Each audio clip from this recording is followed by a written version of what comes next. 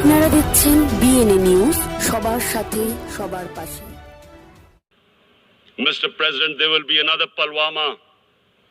And guess what? India will blame us. They're already blaming us. They're saying all this is happening because of Pakistan. One of their defense ministers said there are 500 terrorists lined up on the border to go in. Why would Pakistan send 500 terrorists when there are 900,000 troops? What impact are they going to make? What will they do? And why don't we know that the moment there is some terrorist attack, all that will happen is there'll be further cruelty and oppression of the people of Kashmir. We will just give the 900,000 troops to further crush the people of Kashmir. And then we'll give the Indian government an excuse that, look, Pakistan is a terrorist state, and this mantra that has gone on, Islamic terrorism. The moment you use this catchword, Islamic terrorism, the whole world turns away. No one talks about human rights. You can do whatever you want, which is what has happened in Kashmir, because they keep using this word, Islamic terrorism. And this is what they're doing right now. What do we benefit from further increasing the cruelty on the people of Kashmir? And why would we want this? But there is no other narrative left for India. As when they lift the curfew, whatever happens, Pakistan will be blamed, and there is always a danger of another Pulwama. They might come and bomb us again, and then another cycle might start. And what does Narendra Modi think that 180 million Muslims of India are thinking right now? Aren't they watching these Kashmiris stuck inside for 55 days they've been stuck in? Aren't they watching? What do you think? Don't you think that the Muslims will be radicalized in India? And I'm talking about 180 million people. And when they get radicalized, there will be some incident in India somewhere down the line. Again, we will be blamed. And I'm warning you right now, again, we will be blamed. And Mr. President, what about 1.3 billion Muslims who are watching this? And they know that it is only happening in Kashmir because they're Kashmiri Muslims. This is not happening to Kashmiri Hindus. They know that this is happening because of their religion. So what do you think they will be thinking? What do you think the Jewish community would think if they were, forget 8,000 Jews stuck like this? What do you think Europeans would think? What do we think? I mean, any human community, if their members are stuck like that, what do you think they will think? Are we a children of a lesser God? Is it not going to cause us pain? And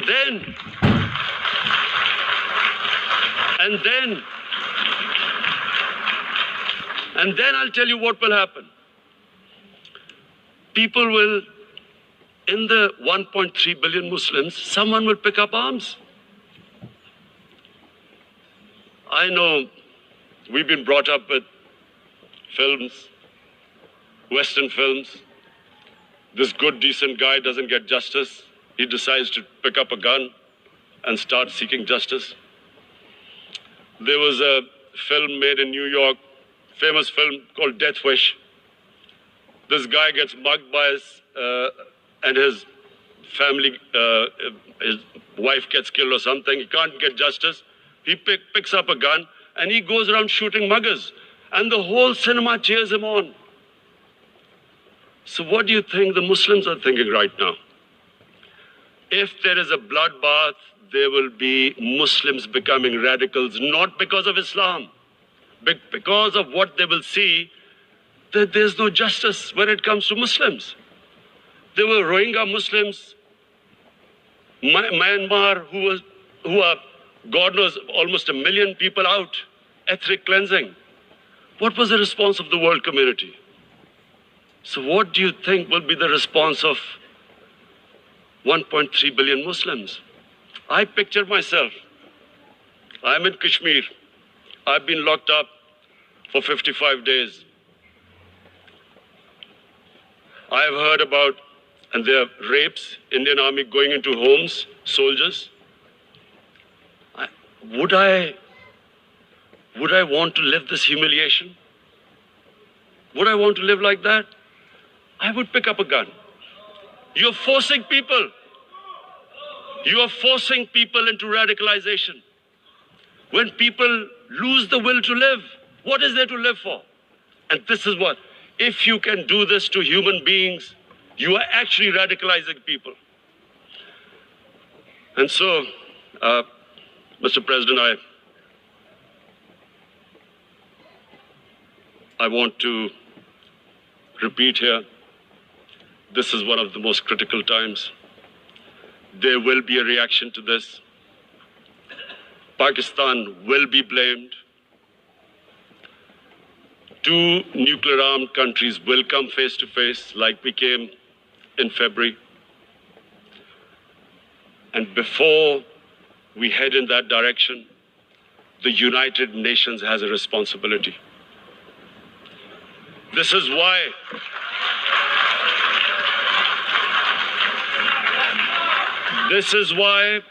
the United Nations came into being in 1945. You were supposed to stop this happening. I feel we are back to 1939, Munich. Czechoslovakia has been taken, annexed. What is the world community going to do? Is it going to appease a market of 1.2 billion, or is it going to stand up for justice and humanity?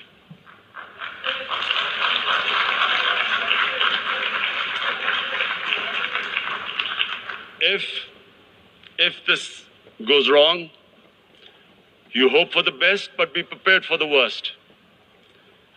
If a conventional war starts between the two countries,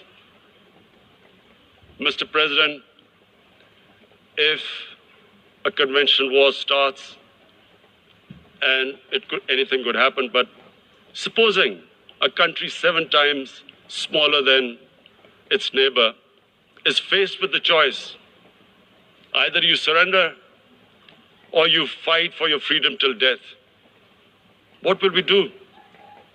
I ask myself this question. And my belief is, La ilaha illallah, there is no God but one. And we will fight. And when